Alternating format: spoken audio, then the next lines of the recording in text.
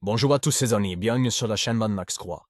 Philippe de Villiers veut instaurer la réclusion criminelle à la perpétuité pour toute personne qui touche à un policier, un gendarme, un pompier ou un infirmier. Moi, je vais plus loin. Je pense qu'un État qui se respecte, compte tenu de ce qui se passe en France aujourd'hui, c'est un État dans lequel toute forme d'attentat à la police, un policier relève de la perpétuité. Comme ça, le corps des policiers sera protégé. Le corps des policiers, des gendarmes, j'ajoute les infirmiers et les sapeurs-pompiers, puisqu'ils ne peuvent plus rentrer dans les quartiers souverains. Comme ça, ils pourront rentrer dans les quartiers souverains. Il faut que la peur change de camp. Philippe de Villiers va encore plus loin. Qu'est-ce qu'on attend pour aller chercher les Black Blocs chez eux et les enfermer? Selon lui, les services de renseignement ont suffisamment de moyens pour les retrouver.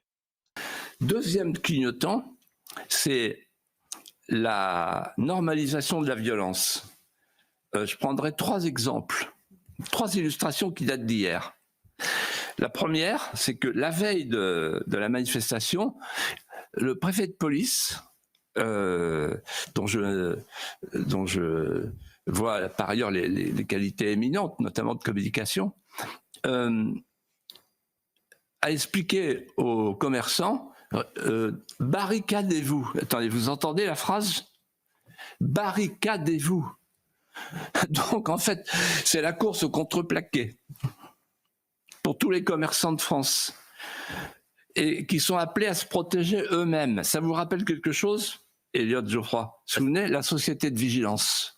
Quand Emmanuel Macron avait dit non possumus, on ne peut plus rien faire, l'État régalien. Il faut vous protéger vous-même. Il avait même donné un exemple. Il suffit de regarder derrière soi, savoir si on est suivi. Ah ben voilà.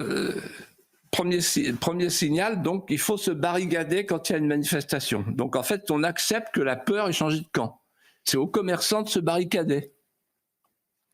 Deuxième chose qui a changé, deuxième clignotant, la presse compte. Et ensuite, elle fait des titres. Il y a moins de casse, il y a plus de casse. Voilà le bilan de la casse. Mais c'est comme le réchauffement climatique. Il fait meilleur, il fait plus froid. Ben voilà, ça fait partie de la vie.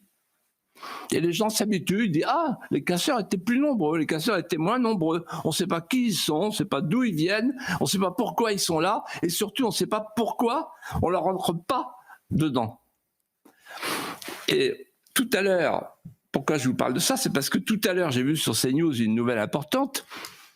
Trump vient de décider de dissoudre les antifas en les considérant comme des bandes terroristes. Nous, qu'est-ce qu'on attend pour restaurer la loi anti-casseurs qui avait été votée par Alain Perfit, et qu'est-ce qu'on attend pour aller chercher chez eux? On a les moyens de renseignement maintenant. Pour aller chercher chez eux les Black Blocs et les enfermer préventivement pour que les troubles cessent et qu'on puisse manifester dans la paix et la sérénité. Troisièmement, et c'est peut-être encore plus fort, Bercy a demandé que les primes d'assurance connaissent une surprime de 5% pour assurer les habitations en cas de trouble. Donc en fait, ça veut dire que c'est nous, les innocents, nous, les citoyens français, nous, les victimes, qui allons payer la prime d'assurance. Voilà. Et enfin, le troisième clignotant, alors là, c'est l'impéritie de ceux qui nous gouvernent. Résumons, ça tient en 3 phrases. On a un président qui ressemble de plus en plus à Deschanel. Vous savez, Deschanel, il a quitté le train en pyjama et on l'a retrouvé dans un arbre au bord du chemin de fer. Et on dit, qu'est-ce que tu fais là? Il dit, je suis président. Bon. Donc là, il part en Palestine, il part à l'ONU pour la Palestine. Là, il est monté dans les tours à Notre-Dame, Quasimodo. On va lui sonner les cloches. C'est-à-dire qu'il est paumé, quoi. Il est paumé, alors il voyage.